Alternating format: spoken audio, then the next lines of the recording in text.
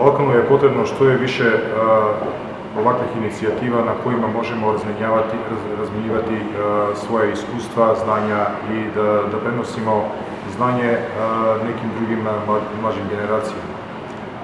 Ono što je dobro u ovoj konferenciji je to što zemlje Balkana, odnosno ljudi sa Balkana žele da među sobom sarađuju.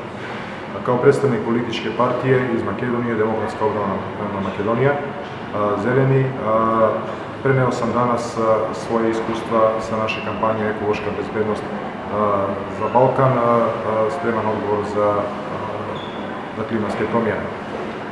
To je nešto što utiče na svim ljudima Balkana i to je nešto sa čime smo se suočili u proteklih nekoliko godina. Imali smo poplave, imali smo požare, imali smo zemljotrese. Ono što je bitno da se organizujemo, da iznađemo finansijske instrumente i finansijske mere sa kojima ćemo pomoći samima sebe.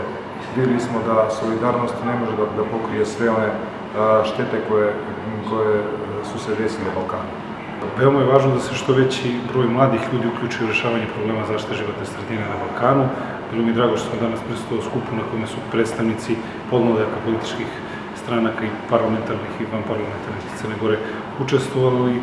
Bilo je korisno razmeniti iskustva sa njima vezano za rješavanje problema u oblasti zaštite životne sredine.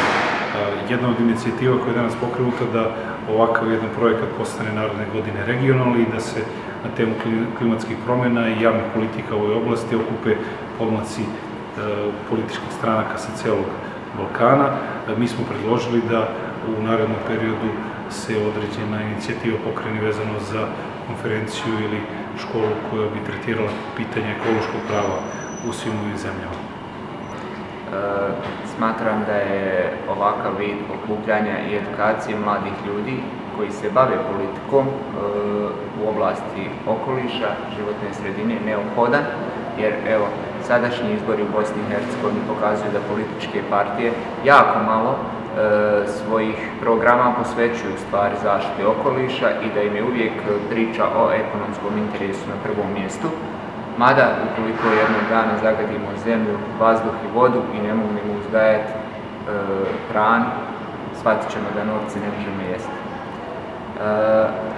Ovakav jedan program trebao bi i u Bosni i Hercegovini, u stvari da i političke partije iz Bosne i Hercegovine učestvuju i šalju svoje mlade ljude na ovakve programe kako bi se dodatno educirali i kako bi shvatili da je potreba, svjetska potreba da se što više posvijeti zaštiti okoliša i ne samo kroz aktivizam nevladnih organizacija ili rad u ministarstvima, nego i kroz političko djelovanje.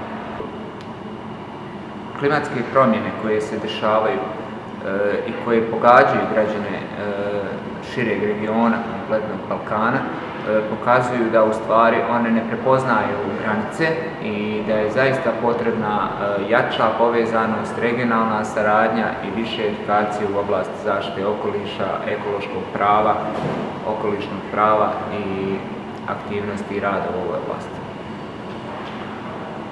Ovakve konferencije su zaista dobra prilika da podelimo sa pre svega mladima koji se bave politikom i koji će u budućnosti imati neke pozicije stanja stvari o klimatskim promjenama, a takođe i učešće medija kao nekako ko prenosi informacije u ovakvim skupovima je zaista bitno jer klima se menja i zaista treba svi da se angažujemo na tom polju kako bismo umanjili negativne efekte i jednostavno omogućili svima da žive pre svega bezbedno, a onda i zdravo.